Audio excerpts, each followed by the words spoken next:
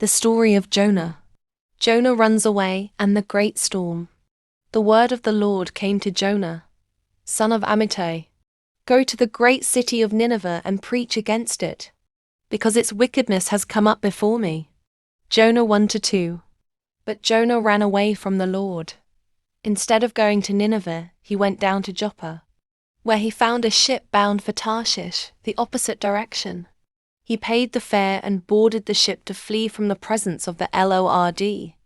Then the Lord sent a great wind on the sea, and a violent storm arose, so strong that the ship threatened to break apart. The sailors were terrified.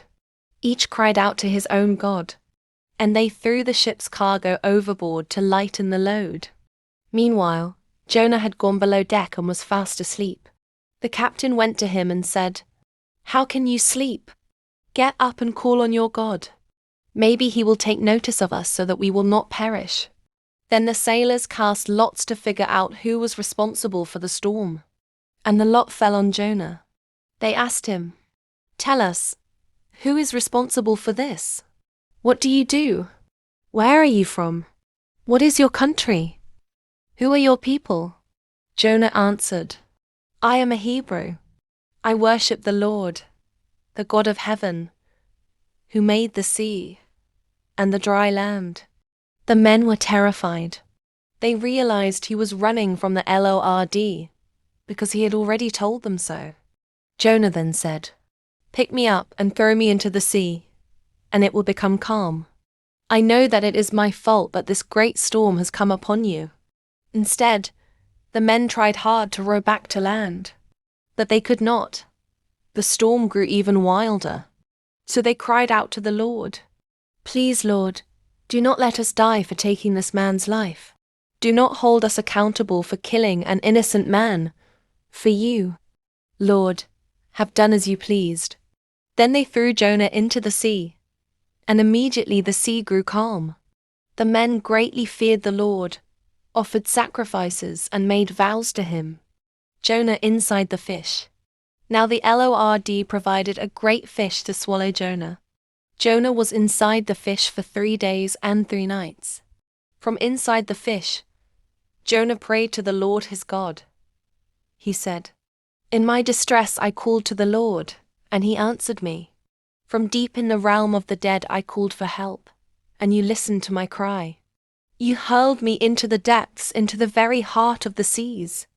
I said, I have been banished from your sight. Yet I will look again toward your holy temple." Jonah 2-4. Summarized. Jonah's prayer was full of repentance and faith. He recognized that salvation belongs to the Lord. Then the Lord commanded the fish, and it vomited Jonah onto dry land. Jonah obeys, Nineveh repents. The word of the Lord came to Jonah a second time. "Go to the great city of Nineveh and proclaim to it the message I give you." This time Jonah obeyed. Nineveh was a very large city. It took 3 days to walk through it. Jonah went into the city, proclaiming, 40 more days and Nineveh will be overthrown." The people of Nineveh believed God. A fast was proclaimed, and all of them, from the greatest to the least, put on sackcloth, a symbol of mourning and repentance. When the king of Nineveh heard, he rose from his throne, took off his royal robes, covered himself with sackcloth, and sat in ashes. He issued a proclamation, "Let neither people nor animals eat or drink. Let everyone be covered with sackcloth, and cry out mighty to God. Let them turn from their evil ways and violence.